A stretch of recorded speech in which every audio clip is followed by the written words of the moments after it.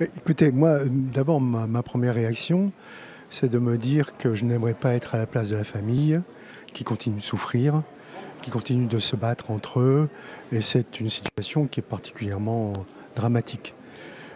Ensuite, je n'aimerais pas être à la place non plus de l'équipe soignante, parce que je suis persuadé que celle-ci a fait tout ce qu'il fallait pour essayer de maintenir Vincent Lambert en vie, pour essayer de sortir de ce coma dans lequel il se trouve, et qui subit actuellement la pression médiatique et populaire considérable qui ne devrait pas être pour une équipe de santé. Enfin, je voudrais dire aussi qu'il y a une décision de justice, une Oui. dernière décision de justice, qui va à l'encontre des autres décisions de justice, mais que toutes les décisions de justice doivent être respectées par les politiques. Mais c'est compliqué effectivement quand les décisions de justice vont à l'encontre les unes des autres. Pour vous, est-ce que vous jugez qu'on est dans un cas d'obstination déraisonnable tel qu'il est défini par la loi Claes-Leonetti de 2016 et que donc ce qui avait pu être décidé auparavant, l'arrêt des traitements, eh bien, est Oui, juste? la loi Claes-Leonetti prévoit donc le cas d'obstination déraisonnable. Est-ce qu'on est dans le cadre d'une obstination déraisonnable? toute la question. L'équipe soignante le dit, en tout cas. Oui. Et moi, ce que j'aimerais, c'est connaître un peu mieux le dossier médical de Vincent Lambert, savoir si son électroencéphalogramme au plat, s'il n'y a plus de réaction, s'il n'y a aucune chance, avec un électroencéphalogramme plat, de revenir.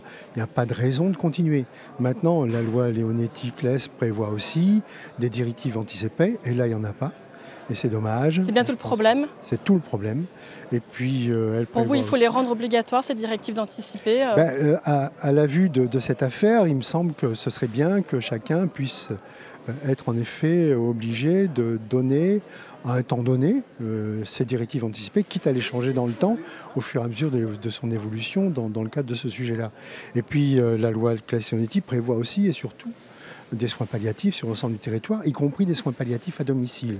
pour l'instant, on n'y est pas. On y est très loin encore, ça se développe, c'est long, c'est extrêmement coûteux, mais je pense que quand on aura fait cela, on aura fait l'essentiel.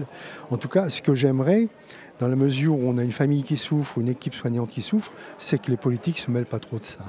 Oui, justement, je voudrais votre réaction à ce que dit la tête de liste LR aux Européennes, François-Xavier Bellamy. Il se dit, lui, heureux de la reprise des soins.